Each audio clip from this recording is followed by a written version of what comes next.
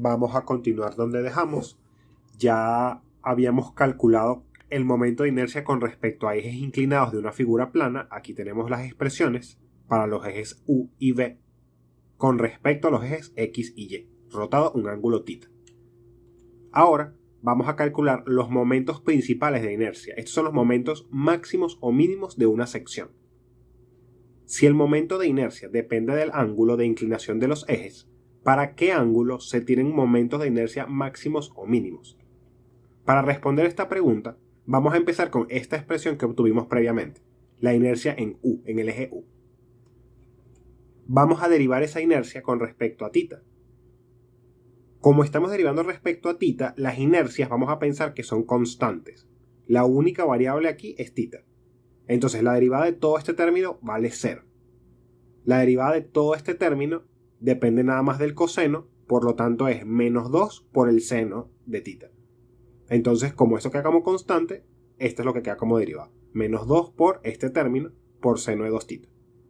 Y finalmente acá, la derivada de todo este término va a ser la derivada del seno de 2θ, que es 2 por coseno de 2θ. Este menos se mantiene, no va a cambiar, y me queda 2 por el producto de inercia por coseno de 2θ. Y vamos a igualar todo esto a 0. Justamente porque si igualamos a 0 la derivada es porque estamos obteniendo un máximo o un mínimo. De aquí, reordenando, se obtiene que la tangente de 2θ debe ser igual a menos el producto de inercia sobre la inercia en X menos la inercia en Y, todo esto sobre 2. Esto tiene dos posibles soluciones, dos posibles ángulos θ, que se obtienen haciendo unos triángulos. Fíjense que en estos triángulos vamos a poner que la altura va a estar relacionada con el producto de inercia. En este caso es el menos el producto de inercia.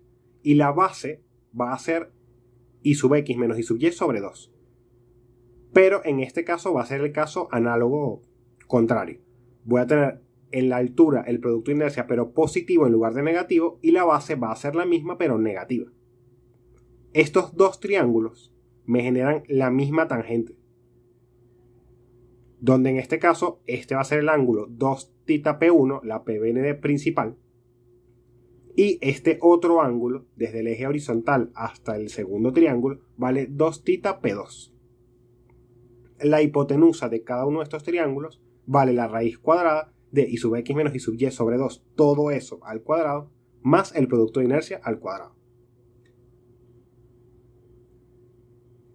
Entonces, conocidos estos dos ángulos, 2θp1 y 2θp2, se pueden obtener sus funciones seno y coseno respectivamente, que se obtienen con estos triángulos.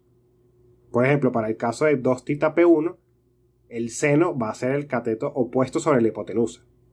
El coseno va a ser el cateto adyacente sobre la hipotenusa. En el caso de 2θp2, es similar, solamente que viendo que eso es un ángulo igual a 90 más este ángulo que está acá. Eso es igual entonces a que el coseno de todo este ángulo es igual nada más al seno de este ángulo desde la vertical hasta la hipotenusa. Y eso es este mismo cateto horizontal entre la hipotenusa, y el seno de todo el ángulo va a ser el coseno de este ángulo pequeño que está acá, que va a ser la altura entre la hipotenusa. Entonces, al obtener el seno y el coseno de estas funciones respectivamente, con sus signos correspondientes, los signos que correspondan tanto al seno como al coseno en esos casos, estas pueden sustituirse en la ecuación de I sub U, que es esta que está acá de la inercia en U. Podemos sustituir, por ejemplo, si ya tenemos el seno y el coseno de 2θp1, podemos sustituir aquí ese seno y aquí este coseno y obtener cuánto vale I sub U. Y lo mismo para 2θp2. Sustituimos acá y obtenemos otro valor de I sub U.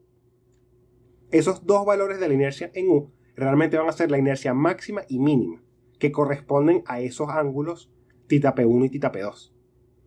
Y van a valer I sub X más I sub Y sobre 2, más o menos la raíz cuadrada de I sub X menos I sub Y sobre 2, todo eso al cuadrado, más I sub XY al cuadrado. Estas son las expresiones para el momento de inercia máximo o mínimo de esta sección. Fíjense que estos ángulos, o esta recta, esta pendiente que separa los dos triángulos, está separada entre sí 180 grados.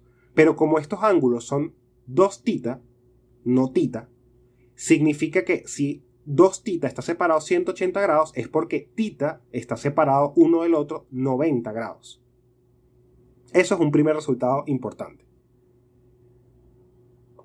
Aquí se muestran entonces las inercias máximas y mínimas para esos dos ángulos que están separados entre sí 90 grados. Es decir, que si uno de los dos ángulos, si θp1 vale 10, θp2 tiene que valer 100, que es 10 más 90. Ahora, ¿qué sucede si sustituimos ese seno y coseno de estos dos ángulos en la ecuación de I sub V, del producto de inercia para los ejes U y V? Lo que se va a obtener como resultado es que el producto de inercia en esos dos ejes nuevos va a ser igual a 0.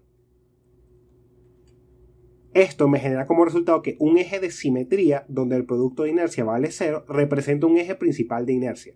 Los ejes principales de inercia son aquellos donde los momentos de inercia son máximos o mínimos.